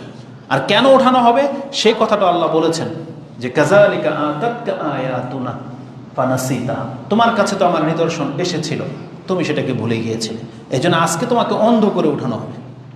এটা খুবই কষ্ট, বেশ খুবই কঠিন একটা জিনিস। তো রাসূলুল্লাহ সাল্লাল্লাহু আলাইহি ওয়াসাল্লাম বলেছেন যে মুসলিমদের জীবনের সবচেয়ে বড় ফিতনাগুলোর মধ্যে থেকে একটা ফিতনা হলো মুসলিমরা ধর্মবিমুখ হয়ে যাবে। এবং আরেকটা পর্ব আমরা করব, রাসূল সাল্লাল্লাহু আলাইহি ওয়াসাল্লাম এমনটাও বলেছেন, শুধু ধর্মবিমুখ হবে তা না, এই মুসলিমদের মধ্যে বিশাল একটা অংশ বিজাতির অনুকরণ করা শুরু করবে। বলছে, ইয়া রাসূলুল্লাহ ফামান, ইহুদি নাসার, আমরা মুসলমানরা ইহুদি নাসারাদের অনুসরণ করবো। রাসূল বলছে ফামান, আর নয়তো কা। কারণ আমাদের মধ্যে মুসলিমরা কোরআন হাদিস ছেড়ে দিয়ে ইহুদি নাসারাদের রূপ ধারণ করবে। আর আপনার চোখের সামনে বাস্তবতার সাথে আপনি মিলান, দেখবেন যে আমাদের ইয়ং জেনারেশনটা কোন পথে চলে, ওদের স্টাইল, ওদের কথা বলা, ওদের বেশভূষণ, ওদের খাওয়া দাওয়ার তালিকা, ওদের মানে জীবনযাত্রা, চিন্তাধারা, দেখবেন সব ইহুদি নাসারাদের সাথে মিলে।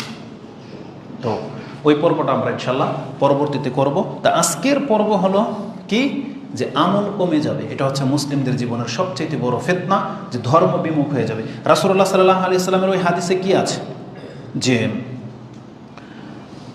ইউসবিহুর রাজুলু মুমিনান ওয়া ইউমসি কাফির, একজন ব্যক্তি সকালে মুসলিম থাকবে, সন্ধ্যায় কাফের হয়ে যাবে। কিভাবে? রাসূল বলেছেন, ইয়াবিউ দীনাহু বিআরাদিম মিনাদ দুনিয়া, সে তার দিনকে বিক্রি করে দিলে দুনিয়ার জন্য। তার মানে ধর্ম যায় যাক, আমার দুনিয়া ঠিক থাকলেই হলো, এটা হয়ে গেছে আজকে। অথচ আমাদের সালাফরা তারা দিনকে ঠিক রেখে দুনিয়া যায় যাক এমনটা ছিল, যে আমার দিন ঠিক থাকলেই হয়। এই সম্পর্কে একটা হাদিস একটু পরেই বলবো। তো রাসূলুল্লাহ সাল্লাল্লাহু আলাইহি সাল্লাম বলেছেন যে মুসলিমদের মধ্যে একটা বড় ফিতনা হচ্ছে তারা আমল ছেড়ে দেবে। রাসূলুল্লাহ সাল্লাল্লাহু আলাইহি সাল্লাম থেকে আরেকটা হাদিস, আন ইবনে আবি মুলাইকা, তিনি আসমা রাদিয়াল্লাহু তাআলা আনহা থেকে বলতে শুনেছেন যে আনি নবী সাল্লাল্লাহু আলাইহি ওয়াসাল্লাম কাল আনা আলা হাউদিন আনতাজিরু মাই ইয়ারিদু আলাই, আমি হাউজে কাউসারের উপরে অপেক্ষমান থাকব আমার ওই উম্মতের জন্য যারা এই হাউজে কাউসার দিয়ে অতিক্রম করবে, তাদের জন্য অপেক্ষায় থাকবো। রাসূল নিজে পানি পান করানোর জন্য অপেক্ষায় থাকবেন। যে যারা দিনের বিমুখ চলে তাদের শাস্তিটা কি হতে পারে, এই হাদিসের মধ্যে সেটা আছে। তখন রাসূল বলতেছেন, ফায়ুখাযু বিন্নাসি মিন দুনি, আমার কাছ থেকে কিছু লোকদেরকে দূরে সরিয়ে নেওয়া হবে, আসতে দেওয়া হবে না কাছে, হাউজে কাউসারের কাছে আসতে দেওয়া হবে না। এর কারণ কি? রাসূল বলবেন, ফাআকুল, আমি বলবো, উম্মতি, এটা আমার উম্মত, একে আসতে দেওয়া হোক। তখন আমাকে বলা হবে, ফায়াকুল, আমাকে বলা হবে, লা তাদরি, আপনি জানেন না, এই যাকে ধরে নিয়ে যাচ্ছে আপনার কাছে আসতে দেওয়া হচ্ছে না, এর সম্পর্কে আপনি জানেন না। এ কি করতো? মাশাউ আলা কাহকারা, আপনার ধর্ম থেকে সব সময় পেছনে পেছনে চলতো, মানে পিঠ ফিরিয়ে চলতো। এমন না যে কেউ অগ্রগামী, আপনি আস্তে ধীরে আসতেছেন, কেউ হয়তো 20 রাকাত পরে আপনি 10 রাকাত পড়েন, এমন না, পেছনে পেছনে আসা নয়, মানে পিঠ ফিরিয়ে চলে যাওয়া। যেমন আজান হচ্ছে, আপনি হবেন মসজিদমুখী, কিন্তু তখন আপনি উল্টামুখী, মসজিদের বিমুখ। এরকম মাসাও আলা কাহকারা, মানে যেখানে ইসলাম বলছে এই দিক দিয়ে হাঁটো, ওই জায়গায় আসে অন্য দিক দিয়ে হাঁটে। এটা হচ্ছে বিপথে চলা। জীবনের সব ক্ষেত্রে আপনি দেখেন, একটা ছেলের বিয়ে করবে, ওকে বলেন ইসলামিক নিয়ম নীতি জানেই না। ও জানে গায়ে হলুদ, তেলাই, চলন, রুই মাছ, আইষ্টাওয়ালা মাছ, আইষ্টা ছাড়া মাছ, এগুলো জানে। পাটা পুতা, ধর্ম জানে না। মিউজিক, এগুলো জানে। আবার নতুন নতুন কিছু আবিষ্কার করে, চিন্তা করে যে আমার বিয়েতে এটা করবো, এটা করবো। যে কোনো ক্ষেত্রে মানে ইসলামটাকে তারা এমনভাবে ছুড়ে দিয়েছে আমরা মুসলিমরা, যেটা আপনি আসল রূপেই পাবেন না ইসলাম কি জিনিস। তো রাসূল সাল্লাল্লাহু আলাইহি ওয়াসাল্লাম বলছেন মাশাম আলা কাহকারা, তারা উল্টা পথে হাঁটে। আর যতদূর পর্যন্ত আমাদের মহিলাদের অবস্থা যেটা আমরা জানি, ঘরের ভিতরে তারা খুব কম ধর্ম পালন করে, তাদের গায়ে তো পর্দা থাকেই না। যারাই পর্দা করে তাদের মধ্যে অধিকাংশ, ম্যাক্সিমাম আবার উদাসীন। দেখা যাবে যে পাশের, এখন তো হাই পাওয়ারের ক্যামেরা 108 মেগাপিক্সেল এই ক্যামেরাটার মধ্যে আছে, আপনার প্রায় কত 500-600 মিটার দূর থেকে ক্যাপচার করা যায়। তাহলে আপনি আপনার পর্দাসীন যারা, এতটা উদাসীন কেন আপনি যে আপনার গায়ে কাপড় নাই, অথচ এই জানালার পর্দা নাই? দূর থেকে তো কেউ না কেউ আপনাকে দেখতেছে, ফলো করে। গোসল করবেন যা খুশি তাই, নিজের বাড়ি বলে তাই বলে আপনি যা খুশি তাই থাকবেন না। যারা মানে সত্যিকার অর্থে পর্দা করে, তারা এই জিনিসগুলোকে ভয় করবে। আর অধিকাংশ মানুষ পর্দার নামে এমন কিছু কাজ করে যেগুলো পর্দা করেও বেপর্দা, এমনটা হয়ে গেছে। মানে উদাসীন, এক কথায় বলা চলে। ধর্মটাকে যেমন তারা একবারে ডাল ভাত বানিয়ে ফেলেছে। তো রাসূলুল্লাহ সাল্লাল্লাহু আলাইহি ওয়াসাল্লামকে বলা হবে, কেন এদেরকে আপনার উম্মত বলে গণ্য করা হচ্ছে না? মাশাম আলা কাহকারা, তারা ধর্মের উল্টা চলতো। এই কথা যেমনি ইবনে আবি মুলাইকা তাবি, তিনি যখন শুনেছেন, সাথে সাথে তিনি আল্লাহর কাছে দোয়া করেন, কালা আল্লাহুম্মা ইন্না নাউযু বিকা আন নারজি আলা আকাবিনা আও নুফতিনা আন দীনিনা। তিনি এই দোয়াটা উল্লেখ করলেন। আর ইমাম বুখারী এই দোয়াটাকে পছন্দ করে তিনি এই পর্বটাকে করেছেন। তিনি বলেছেন যে দিন থেকে বিমুখ হওয়া এটা অনেক বড় একটা ফিতনা। তখন ইবনে আবি মুলাইকা তিনি কি দোয়া করলেন? আল্লাহুম্মা ইন্না নাউযু বিকা আন নারজি আলা আকাবিনা, আল্লাহ আমরা আমাদের পথ থেকে, পিঠ ফিরানো থেকে তোমার কাছে আশ্রয় চাচ্ছি। এইটা হইতে হবে একজন মুসলিমের কথা, যে আল্লাহ আমি যেন দিনের ক্ষেত্রে ফিতনায় না পড়ি। আমি পাপী আলাদা জিনিস, কিন্তু আমি ধর্মকর্ম করা ছেড়ে দেব, ইসলামের রূপ ধারণ করা ছেড়ে দেব, নিজে মুসলিম পরিচয় দেওয়া ছেড়ে দেব। এটা হচ্ছে একটা মুসলিমের জীবনের সবচেয়ে বড় বিপর্যয়। এই দোয়াটাই যেন করতে হবে। ইবনে আবি মুলাইকা তিনি বলতেন, আও নারজি আলা আও ফিতনা আও নুফতিনা আন দীনিনা, দিনের ক্ষেত্রে ফিতনা হচ্ছে ধর্মের বিমুখ চলা। এই জন্য আজকের এই পর্বটা আপনাদের কাছে করা হয়েছে। এই হাদিসটি আপনি বুখারীতে পেয়ে যাবেন 70-48 ফিতনার অধ্যায়। তো দিনের ক্ষেত্রে মুখ ফেরানো, এটা যেমন একটু আগে ওই হাদিসে কি বলেছি, ওয়ায়ানকুসুল আমল, আমল কমে যাবে। তাহলে আমল না করা, এটা যদি ফিতনায় করা হয়, তাহলে আমল ছেড়ে দেওয়া, ধর্ম থেকে মুখ ফেরানো, এটা কত বড় ফিতনা আপনি মনে করেন? যেখানে রাসূল তিরস্কার করতেছে আমল যারা কম করে তাদেরকে, আর আপনি ধর্মই পালন করেন না, তারপর আপনি নিজেকে মুসলিম বলে দাবি করতেছেন, এটা আসলে মেনে নেওয়ার মতো না। তো আল্লাহ সুবহানাহু ওয়া তাআলা আমাদেরকে বোঝার এবং সে অনুযায়ী আমল করার তৌফিক দান করুন। কোরআনে আল্লাহ সুবহানাহু ওয়া তাআলা আমাদেরকে বলেছেন যে যারা আজকে নিজে তো একটু উদাসীন, এটাও বলে দেই, সংসারের ক্ষেত্রে আপনি উদাসীন। আমাদের ঘরের মা বোনরা, আপনার সন্তানরা যে ধর্ম পালন করে না, আপনার এটার কোনো, আমরা কি বলি, হেডাক নাই, মানে আপনার কোনো এটা মাথা ব্যথাই নেই। কেন নাই? অথচ আল্লাহ কি বলেছেন জানেন? এ মালুম আসে, তো যাও তোমরা দুনিয়াতে যার খুশি তার ইবাদত করো, তোমার মনের ইবাদত করবা, কোনো পুতুল পূজা করবা না, কোনো দলের পূজা করবা, করো। এ মালুম আসে, তবে জেনে রাখো, ইন্নাল খাসিরিন আল্লাযিনা খাসিরু আনফুসাহুম ওয়া আহলিহিম ইয়াওমাল কিয়ামা আলা যালিকা হুয়াল খুসরানুল মুবিন। জেনে নাও, যেই ব্যক্তি নিজে নিজের ক্ষতি করেছে এবং নিজের পরিবারের ক্ষতি করেছে, কিয়ামতের মাঠে এই ব্যক্তি সবচেয়ে বেশি ক্ষতিগ্রস্ত হবে। আর এটাই হলো সবচেয়ে প্রকাশ্য ক্ষতি, খুসরানুল মুবিন। এটাই হচ্ছে সুস্পষ্ট ক্ষতি। দুনিয়ার ক্ষতি কোনো ক্ষতি না আসলে। আল্লাহ বলেছেন ক্ষতিটা হবে পরকালে। যেই ব্যক্তি নিজে নিজের ক্ষতি করেছেন এবং নিজের পরিবারকে ক্ষতি করেছেন। নিজের পরিবারকে কিভাবে ক্ষতি করেছেন? আমি যখন সৌদি আরব থেকে কোরআন সুন্নাহর দাওয়াত নিয়ে দেশে আসলাম, আমি একটা জিনিস ফিল করেছি, আমি যদি তখন কোনো না কোনো পীরের মুরিদ হইতাম, আমি যদি কোনো না কোনো তরিকার পন্থী হইতাম, তাহলে আমি কিন্তু আমার পরিবারকে ওই দিকেই ডাকতাম, নাকি না? কারণ পরিবারের লোকেরা বাবার দিকেই যায়, অধিকাংশ মহিলারও যায়, সন্তানরাও যায়। এই জন্য ভান্ডারের মুরিদ যেই ব্যক্তি, তার বউ সন্তান মেয়েদেরকে ভান্ডারের দিকেই ডাকে, এটাকে তারা হক মনে করে। যে যে পীরের মুরিদ হয়েছে তার বাবার কাছে তার পরিবারকে নিয়ে যায়। তাহলে আমরা যদি কোরআন সুন্নাহর দাবিদার না হইতাম, এই আল্লাহ যদি আমাদেরকে হেদায়েত না করতো, তাহলে আমিও কিন্তু আমার পরিবারকে ওই দিকেই নিয়ে যেতাম। তার রেজাল্টটা কি হতো? খুব খারাপ হতো। আমি নিজে নিয়ে গেলাম জাহান্নামের পথে, পরিবারকে নিয়ে গেলাম জাহান্নামের পথে। এই জন্য বিয়ে দেওয়ার ক্ষেত্রে অবশ্যই আপনি কোরআন সুন্নাহ দেখে বিচার করে বিয়ে দিবেন। সে আল্লাহকে চেনে কিনা, আল্লাহর বান্দা কিনা, এটা দেখে বিয়ে দিবেন। এটা আপনার প্রথম দায়িত্ব। নাহলে আপনি আপনার মেয়েকে এমন কারো কাছে বিয়ে দিলেন, সে যদি কোনো তরিকাপন্থী হয়, সে যদি কোনো বাতিলপন্থী হয়, আপনার মেয়েকে কিন্তু সে সেই দিকে নিয়ে যাবে। ঢাকা থেকে মনে পড়েছে, একজন ব্যক্তি ফোন দিয়েছে যে তার মেয়ে তার স্বামীকে ছাড়তে চাচ্ছে না, মানে বাপ মা আক্ষেপ করে বলতেছে, অথচ তার মেয়ের জামাই হচ্ছে শিয়া। কি মনে করেন? বলছে শিয়া আকীদা লালন করে, কিন্তু আমার মেয়ে এতটাই দুর্বল হয়ে গেছে যে ওর স্বামীকেও ছাড়বে না, যদিও জানে শিয়া। একটা মানুষের জীবনের কত বড় ফিতনা হতে পারে এটা বলেন। তাহলে এই জন্য মুসলিমদেরকে বাঁচতে হলে মুসলিমদেরকে চুজ করতে হবে, না হলে আপনি চরম ফিতনায় পড়ে যাবেন।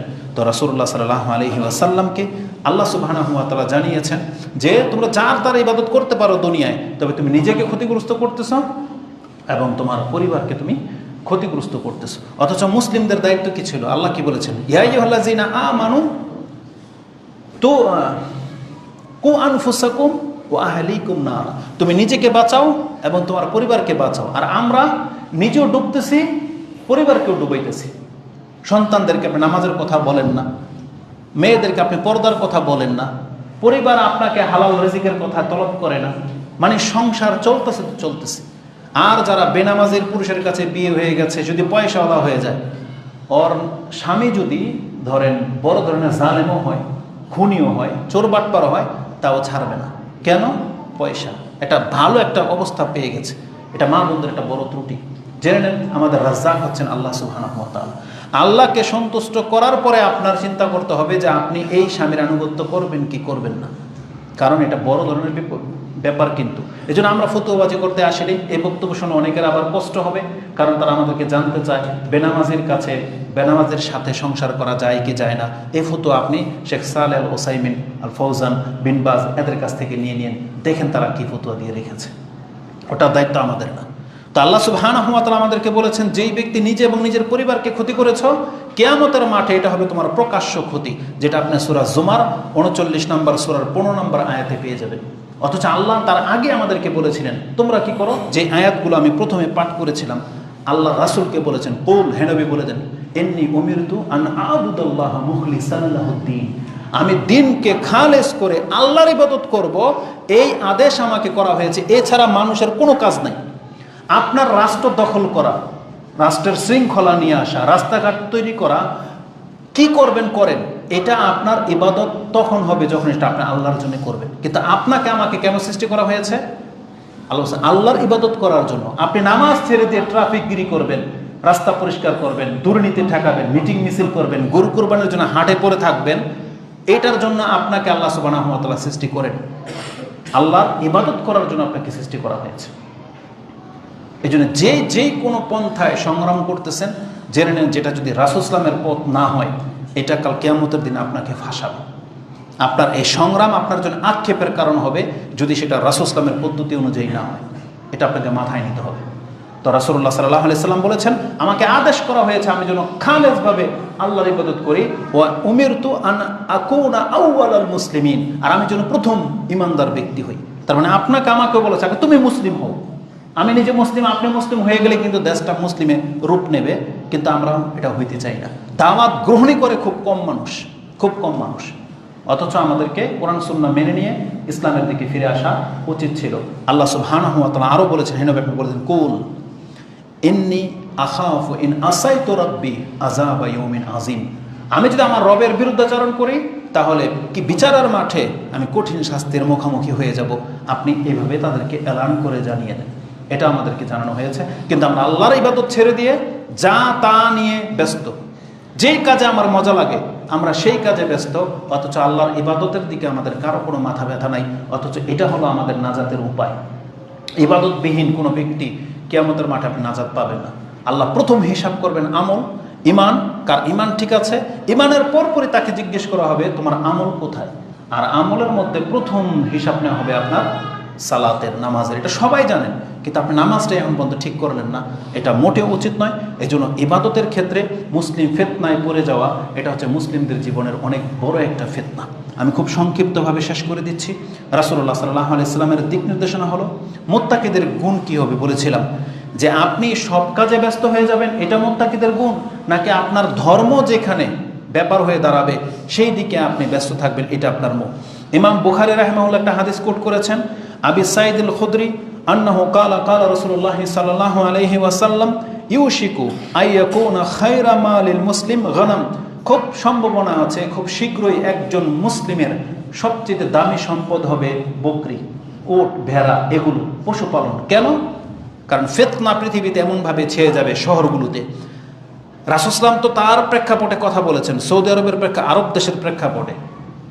আপনি যদি মুসলমান বা ইমানদার হয়ে থাকেন না, যে আমি আমার ইমানকে বাঁচাবো, আপনি একটা কাজ করেন কোনো একদিন, যেই সমস্ত জায়গাগুলোতে পয়সাওয়ালারা বাস করে, যেমন যে আপনাদের আশেপাশে পয়সাওয়ালাদের নগরী গড়ে উঠেছে, তাদের বাড়িঘর, তাদের জীবন স্টাইল দেখলে খুব শীঘ্রই আপনি অশান্তিতে ভুগবেন। হয় আপনি তাদের মতো হইতে চাইবেন, আর না হয় আপনি শান্তি পাবেন না। এমন একটা পরিবেশ তৈরি হয়ে গেছে এখানে। আপনি বেলি রোড বলেন, এলিফ্যান্ট রোড বলেন, বা যেই সব জায়গাগুলোতে পয়সাওয়ালারা থাকে, বসুন্ধরা সিটির ভিতরে যান, সেখানকার মহিলাদের ড্রেস আপ দেখলে আপনি হয় ওখান থেকে সরে আসতে বাধ্য হবেন, না হলে আপনি তাদের মতো করে ফেল করে তাকিয়ে থাকবেন। এটা ছাড়া কিছু নাই, মেনে নেওয়া ছাড়া আপনার কিছু নাই। এইসব পরিবেশে যারা থাকে, যেখানে সবগুলো হোটেল আর হোটেল, দামি দামি জায়গা, এক এক মহিলারা আসতেছে জোড়ায় জোড়ায়, যে কি তাদের অবস্থা, তাদের খাদ্যের মান, এটা দেখলে আপনার মতন মুসলিম স্বস্তি পাবেন না। আপনার কাছে আক্ষেপ মনে হবে যে আমি কেন এদের মতো হইলাম না, অথবা এরা কতটা বেহায়া হয়ে গেছে, তখন আপনি এখান থেকে সরতে হবে। তো রাসূল এই কথাটাই বলেছেন, খুব শীঘ্রই একটা সময় আসতে যাচ্ছে, যারা তার দিন নিয়ে ভাবে যে আমার ধর্ম আমাকে টিকাতে হবে, তাহলে তারা একটা সময় মানে গ্রামগঞ্জের দিকে সরে যাবে, নির্জন এলাকায় সরে যাবে, লোকালয়ে তারা বাস করবে না। কেন? রাসূল সাল্লাল্লাহু আলাইহি ওয়াসাল্লাম বলেছেন সেই কারণটা, যে ফিররু বিদীনিহি মিনাল ফিতান, কারণ সে ফিতনায় পতিত হওয়াটাকে ভয় করবে, তার দিনকে বাঁচানোর তার বেশি টেনশন চলে আসবে। যেমন আমাদের কাছে কিছু যুবক প্রশ্ন করে, যারা হয়তো এমন সব হাইপার মার্কেটে বা লেডিস মার্কেটে চাকরি করে, যারা বলে যে হুজুর এমন এমন মহিলারা এমনভাবে আসে ড্রেস নিয়ে, আমাদের এখানে ফিতনায় পড়ে যাচ্ছে। তাহলে ওর চিন্তা আছে বিদায় ওইটা প্রশ্নটা করেছে। কিন্তু আপনার আমার কিছু কিছু পোলাপান্ত বলে যে এই চাকরিটা যদি আমার হয়ে যেত। আমি মাঝে মাঝে নেটের মধ্যে কিছু কিছু জিনিস দেখি, থেরাপি সেন্টারগুলোতে, মেসেজ সেন্টারগুলোতে কোনো মহিলারা মানে কোনো কিছু করতেছে, এই ছেলে বলতেছে আমাকে যদি কেউ এই চাকরিটা ফ্রিতে দিয়ে দিত, আমি ফ্রিতে করতাম। বুঝেন? ট্রাফিকের মধ্যে এই যে চলমান পরিস্থিতি নিয়ে উলঙ্গ কিছু বেহায়া মহিলা রাস্তার মধ্যে গেঞ্জি পরে, শাড়ি পরে ট্রাফিক গিরি করে, আর ওখানে কমেন্টগুলো দেখবেন কি আছে, পোলাপান আমাদের যুবকরা, মুসলিম যুবকরা তোমরা কমেন্ট করো কি, যে এমন ট্রাফিক থাকলে আমি রিক্সা নিয়ে নেমে যাব। তার মানে কি? তার মানে আপনি চাচ্ছেন যে এমন কিছু, এটা তো হচ্ছে এটাকে ঘৃণা করা উচিত ছিল। তাহলে আপনি বোঝেন না দিন কি জিনিস। আবার কেউ দেখবেন আস্তাগফিরুল্লাহ লেখছে, নাউজুবিল্লাহ লেখছে, তার মানে ওর মধ্যে কিছুটা হলেও ঈমান আছে। কিন্তু যাদের মধ্যে গায়রত নাই তারা এই ধরনের কমেন্ট করতে পারে, এটাকে তারা চাচ্ছে প্রমোট করতে। কিন্তু আমরা ব্যর্থ হচ্ছি বক্তব্য দিয়ে, কোরআন হাদিস বুঝিয়ে, কিন্তু খুব কম মানুষই উপদেশ গ্রহণ করে। অতএব আমি আমাকে এবং আপনাদের জন্য আল্লাহ সুবহানাহু ওয়া তাআলার কাছে দোয়া করি, আল্লাহ ফিতনা থেকে তুমি আমাদেরকে মুক্ত করো, আমিন। রাসূল সাল্লাল্লাহু আলাইহি ওয়াসাল্লাম অনেক বেশি আমাদেরকে মর্যাদার কথা বলেছেন, যে বিপর্যয়ের সময়, খুনাখুনি যখন হবে, তখন ইবাদতে লিপ্ত থাকা এটা অনেক বড় একটা কাজ হবে। কত বড় নেকির কাজ! রাসূল বলছেন ইবাদাতু ফিল হারাজ কা হিজরাতি ইলাইয়া, আমার কাছে হিজরত করে চলে আসা যে নেকি হতো, তাহলে বিপর্যস্ত অবস্থায় খুনাখুনি যখন রাহাজানি শুরু হয়ে যাবে, কোনো মানুষ যদি তখন ইবাদতে লিপ্ত থাকে, তাহলে সে যেন আমার কাছে হিজরত করে আসার মতো নেকি পাবে। এটা রাসূল আমাদেরকে জানিয়েছেন। যে হাদিসটা আপনি মুসলিমের ইমানের অধ্যায় পেয়ে যাবেন 213 নম্বর হাদিস। এটা হচ্ছে ইমাম মুসলিম তার ফিতনার অধ্যায়ে এনেছেন, 7290 নম্বর আপনি পেয়ে যাবেন। তো সর্বশেষ যে কথাটা আমি বলবো, যখনই কোনো ফিতনা প্রকাশ পাবে কিভাবে আপনি বাঁচবেন, রাসূলুল্লাহ সাল্লাল্লাহু আলাইহি ওয়াসাল্লাম আমাদেরকে কিছু দিক নির্দেশনা দিয়েছেন। তার মধ্যে একটা যেটা আমাদেরকে করতে হবে, আল মিকদাদ বিন আউস কালা ওয়াইমুল্লাহ মানে আল্লাহর কসম করে সে বলতেছেন, লাকাদ সামি'তু রাসূলুল্লাহ সাল্লাল্লাহু আলাইহি ওয়াসাল্লাম ইয়াকুল ইন্না সাঈদা লামান জুন্নিবা আল ফিতান। 3 বার করে রাসূলুল্লাহ কথাটা বলেছেন, নিশ্চয়ই ওই ব্যক্তি সফলকাম, ভাগ্যবান যাকে ফিতনা থেকে মুক্ত করে দেওয়া হলো। যেই ব্যক্তি ফিতনা থেকে মুক্ত, তাহলে এই ব্যক্তি হচ্ছে ভাগ্যবান। আর যেই ব্যক্তির উপরে ফিতনা চেপে গেল, ধরেন বিপদ আপদ, অনেক ধরনের বিপদ আপদ, যেমন ফেনী, নোয়াখালী এইসব জায়গাতে এখন বন্যা চলতেছে না, ধরে নিয়ে তাদের উপরে একটা ফিতনা মানে বিপদ আপদ চেপে গেছে। এখন তার মর্যাদা কিভাবে হবে? রাসূলুল্লাহ সাল্লাল্লাহু আলাইহি ওয়াসাল্লাম বলেছেন, ওয়ালামান ইউবতুলিয়া ফাসাবারা, যদি তারা এখন ধৈর্য ধারণ করে, হায় হতাশ না করে, আল্লাহকে যদি ডাকে, রাসূলুল্লাহ বলেছেন ফাওয়াহা, তার কতই না সৌভাগ্যবান। তার মানে আগেই বলেছিলাম যে ফিতনা বিপদ আপদ যখন কোনো মুসলিমকে স্পর্শ করে, তাহলে সেটা মুসলিমদের কল্যাণের জন্য আসে। এই জন্য মুসলিমদের উপরে এই যে ইন্ডিয়া নাম নিয়ে বলতে হয়, ভারত আজকে বাংলাদেশকে নিয়ে যে ষড়যন্ত্র করতেছে, আল্লাহর কাছে দোয়া করেন, আল্লাহ তুমি এটা কোনোদিন কামিয়াব হতে দিও না। আল্লাহ তুমি ওদের এই ষড়যন্ত্রটাকে ঠেকিয়ে দাও এবং আমাদেরকে এর থেকে উত্তম পরিত্রাণের রাস্তা তুমি করে দাও। আল্লাহ সুবহানাহু ওয়া তাআলা চাইলে পানিকে থামাতেও পারে, আবার পানি দিয়ে ভাসিয়েও দিতে পারে। আল্লাহ মূসা আলাইহিস সালামের জন্য যেমন পানিকে থামিয়ে দিতে পেরেছিলেন, আমরাও বিশ্বাস করে আল্লাহ চাইলে পানিকে মুহূর্তের মধ্যে আল্লাহ গায়েব করে দিতে পারে। আবার আল্লাহ সুবহানাহু ওয়া তাআলা নূহ আলাইহিস সালামের জাতিকে ডুবানোর জন্য মরুভূমিতে যখন পানি আনতে পারেন, তাহলে আমাদের নিয়ে যারা ষড়যন্ত্র করে আল্লাহ চাইলে তাদেরকে ডুবিয়েও মারতে পারেন। কিন্তু আমরা ইন্ডিয়ার জন্য বদদোয়া করি না, কারণ সেখানে আমাদের মুসলমান ভাইয়েরাই আছে, তারা আমাদের জন্য হয়তো কাঁদে না, কিন্তু আমরা মুসলিম হিসেবে আমাদের কাছে দেশ আগে বড় নয়, কি বড়? আগে মুসলিমত্ব বড়, ইসলাম বড়। তাহলে মুসলিম যে কোনো দেশে থাকবে, আমরা সেই দেশের জন্য বদদোয়া করতে পারি না, কারণ আমাদের কাছে আগে ইসলাম বড়, তারপর আমাদের দেশ। কিন্তু ইন্ডিয়ার স্লোগান কি জানেন? মুসলিমরাই বলে আমাদের দেশ বড়, ওরাই স্লোগান দেয় ওদের নাকি দেশ বড়। না, আমরা আপনাদেরকে শিক্ষা দেবো আমাদের কাছে আগে ইসলাম বড়, মুসলিম বড়, তারপর আমরা অন্য কিছু ভাববো। এই জন্য আমরা আল্লাহ সুবহানাহু ওয়া তাআলার কাছে দোয়া করি, আল্লাহ যেন উত্তম ফয়সালাটা করেন, যেটা আমাদের জন্য এবং তাদের জন্য কল্যাণকর হয়। আকুলু লিকাউলি হাযা আস্তাগফিরুল্লাহ লি ওয়া লাকুম ওয়া লিসাইরিল মুসলিমিন ফাস্তাগফিরু ইন্নাহু হুয়াল গফুরুর রহিম। কিছু বলবেন? এটা কি কাদের পক্ষ থেকে?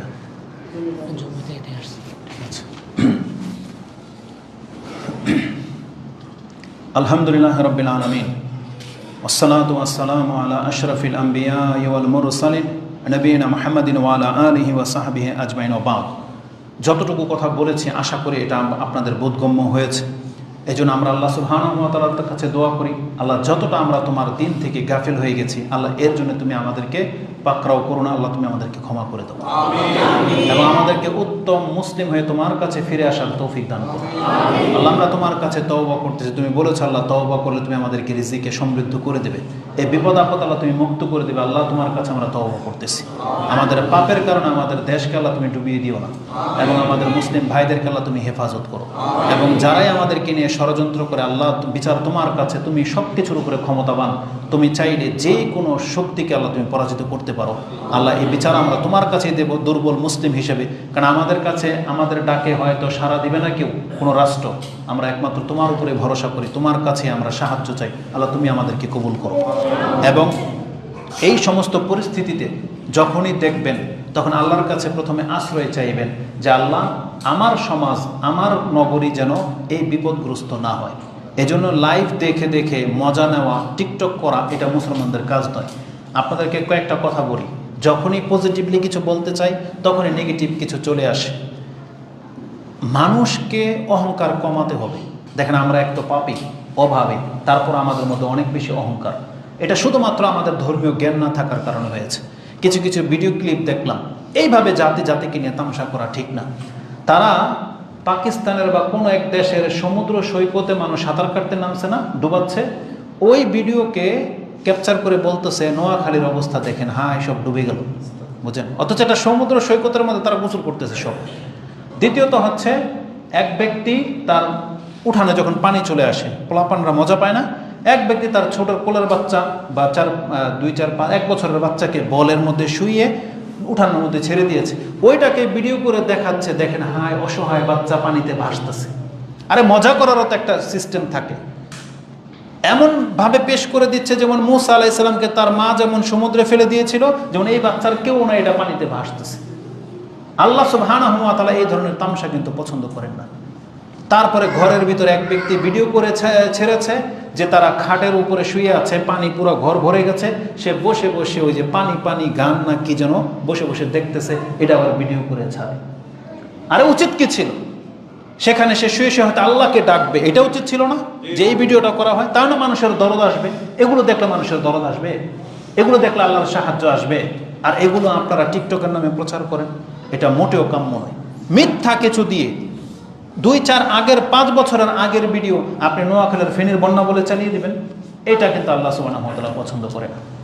দ্বিতীয়ত হচ্ছে, যেই বিপদগুলো ওখানে চেপে গেছে যখনই দেখবেন তখনই আপনি আল্লাহর কাছে আশ্রয় চাইবেন, আল্লাহ তুমি আমাদের এই শহরকে এই বিপদ থেকে মুক্ত করো, আমরা তোমার কাছে আশ্রয় চাচ্ছি। যে বিপদ আল্লাহ তুমি তাদেরকে দিয়েছো, যে পরীক্ষা তাদেরকে করেছো, আল্লাহ ওই পরীক্ষা তুমি আমাদেরকে করো না। এই জন্য সূরা বাকারার সর্বশেষ আয়াতটা আপনি পড়বেন। আল্লাহ আমাদেরকে কি শিক্ষা দিয়েছেন? যে বিগত জাতির উপরে আমি যে দায়িত্ব দিয়েছিলাম, আল্লাহ তুমি আমাদেরকে সেই দায়িত্ব দিও না। রাব্বানা লা তুআখিযনা ইন নাসিনা ওয়া আখতানা, তারপরে কি আছে? রাব্বানা লা তাহমিল আলাইনা ইসরান কামা হামালতাহু আলাল্লাযিনা মিন ক্বাবলিনা। আল্লাহ বিগত জাতির উপরে যে বোঝা তুমি চাপাই দিছিলা, আল্লাহ আমাদের উপরে এই দায়িত্ব দিও না। তারপরে রাব্বানা ওয়ালা তুহাম্মিলনা মা লা তাকাতা লানা বিহি ওয়াফু আন্না ওয়াগফির লানা ওয়ারহামনা। আল্লাহ এমন কোনো দায়িত্ব তুমি আমাদেরকে দিও না যেটা আমরা বইতে পারবো না। এই জন্য এমন বিপদ যেন বাংলাদেশের উপরে চেপে না যায় যেটা বাংলাদেশের মানুষ কোনোদিন বইতে পারবে না। আল্লাহ তুমি আমাদেরকে ক্ষমা করো, আমাদের উপর রহম করো, আমাদের উপরে দোয়া করো। আনতা মাওলানা ফানসুরনা আলাল কওমিল কাফিরিন। আমাদেরকে দোয়া করতে হবে প্রতিনিয়ত। আমাদের কাছে আহ্বান জানানো হয়েছে, এখন আমাদের যেটা করণীয়, যেহেতু বিপদ চেপে গেছে, আমরা আমাদের এই মুসলিম ভাইদের জন্য দোয়া করার পাশাপাশি যার যতটুকু সামর্থ্য আছে আমরা তা নিয়ে সাহায্যের হাত বাড়াতে হবে। আমরা মুসলিমের জন্য যে বেদনা আমাদের আছে এটাকে প্রকাশ করতে হবে। মুসলিমের একটা লম্বা হাদিস আছে, সেটা বলতে গেলে অনেক সময় লেগে যাবে। রাসূল বলছেন, যতক্ষণ পর্যন্ত একজন মুসলিম তার ভাইয়ের সাহায্যে লেগে থাকে, আল্লাহ তার সাহায্যে লেগে থাকে। আমাদের ভাইদের এই কষ্টকে দূর করার জন্য পাশে থাকবো। জমিয়ত আহলে হাদিস বাংলাদেশের পক্ষ থেকে একটা প্রস্তাবনা এসেছে, এটাই মনে হয় যে আপনারা ত্রাণ কালেকশন করেন। তাহলে আপনাদের যতগুলো আহলে হাদিস মসজিদ আছে, আমি আপনাদেরকে মনে করি, দেখেন এই সব নিয়েও কিন্তু রাজনীতি চলে। এই জন্য যারা আজকে বাংলার সমাজে আহলে হাদিস যারা, আপনারা আপনাদের কৃতিত্বগুলো, খেদমতগুলো এই জাতি অস্বীকার করতে চাচ্ছে। কেন? কারণ আমরা ওই ব্যানার নিয়ে কোনো কিছু করিনি আজ পর্যন্ত। সেই জন্য মনে করে যে আমরা নাকি কিছুই করি না। তবে সময় আসছে, তারা যদি দেখতে চায় তাহলে আমি মনে করি আহলে হাদিসদেরকেও কিছুটা হলেও দেখাইতে হবে যে এই জাতির কল্যাণের জন্য তারা কি করে। সালাফি আলেমরা সবচেয়ে বড় ভূমিকা যেটা বাংলার জমিনে রেখেছে সেটা হচ্ছে তাওহীদের দাওয়াত। যে দাওয়াত দেওয়ার কারণে অনেক নবীকে পর্যন্ত হত্যা করা হয়েছে, কিন্তু সালাফি আলেমরা এটাকে ভয় পায় নাই। যে সমস্ত বেদাতি মুশরিকরা আমাদেরকে মেরে দেবে, আমাদেরকে অপমান করবে, তারা ভয় পাচ্ছে না। তারা কিন্তু তাওহীদের দাওয়াত দিয়ে যাচ্ছে। যারা এত বড় ভূমিকা পালন করেছেন, আর এইসব বিষয়গুলো তাদের কাছে কিছুই না। ইনশাআল্লাহ আমরা যদি তাদেরকে সাপোর্ট করি, আপনারা যদি সবাই এক হয়ে যান, ইনশাআল্লাহুল আজিজ আহলে সুন্নাহ ওয়াল জামাত বা আহলে হাদিসের যে বড় অংশ আছে, তারা বাংলার জন্য বহু কিছু করতে সক্ষম। এই জন্য আপনারা যে যতটাই দেবেন, আমাদের মানহাজগত দিক থেকে আহলে হাদিসের যারা কাজ করতেছে তাদের ব্যানারেই দিবেন, এটা আমাদের দাবি, এটাই আমাদের জন্য কল্যাণ হবে আশা করি। অতএব আমি আর বেশি লম্বা করব না। জমিয়তের পক্ষ থেকে যেহেতু ত্রাণ চাওয়া হয়েছে, আপনারা আপনাদের মসজিদের কমিটির মাধ্যমে এই কাজটা কিভাবে সুন্দর করা হয়, যারা এখানে উপস্থিত হয়েছেন মা বোনরাও যে যতটুকু পারেন, এখনই দিতে হবে জরুরি নয়, আজকে সিদ্ধান্ত নেবেন, বাসায় গিয়ে হলেও আপনার বড় একটা অংশ রিজার্ভ করে। আর আবেগী হলে চলবে না। বিপদ কতদিন লম্বা হবে, কতদিন থাকবে, কাকে কোনভাবে হেল্প করা যায় সেটাকে চিন্তা করে কাজ করতে হবে। অন্যদের মতো দেখা দেখে কয়েকটু খাদ্য নিয়ে, ত্রাণ নিয়ে এটাকে ত্রাণ বলে না। একটা স্থায়ী সমাধান খুঁজতে হবে যে আমরা একটা কিছু করে দেখালাম, এমন কিছু কাজে আপনারা হাত দেবেন। আল্লাহ আমাকে এবং আপনাদেরকে কবুল করো।